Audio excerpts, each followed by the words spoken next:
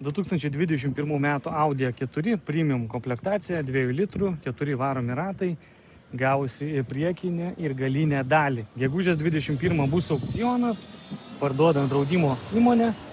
Ką mes turim? Kapotas, kaip matote, bamperis, grotelės, lempa. Čia lanžironai ir balkis, kaip matote, yra greičiausiai nepaliesti. Gavo grinai, va tai per viršutinę dalį. Šita lempa yra sveika. Atidarom kapotą, pasižiūrėti, ką mes čia turim. Tai yra pristumta.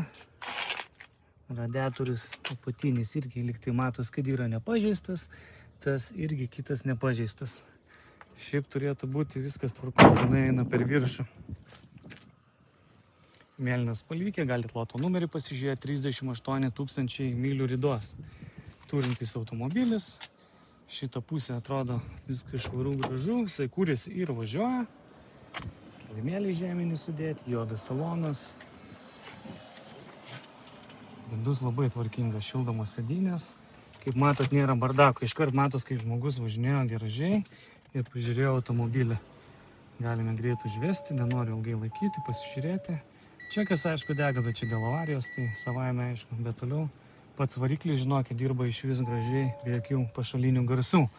Tiraliukas, šviesios lubos, čia medžio gražiai apdaila, šildomą vairą netgi turi, kas yra labai didelis pliusas.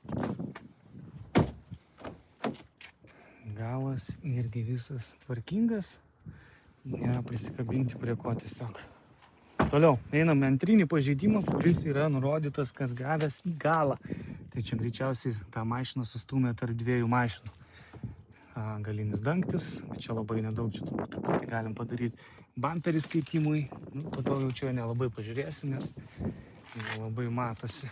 Bet čia neturėtų būti daug, aš jau iškišiu telefoną.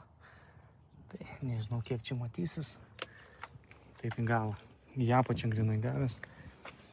Ratukai atrodo diskai nenubražyti labai stipriai. Šita pusė irgi visa tvarkinga.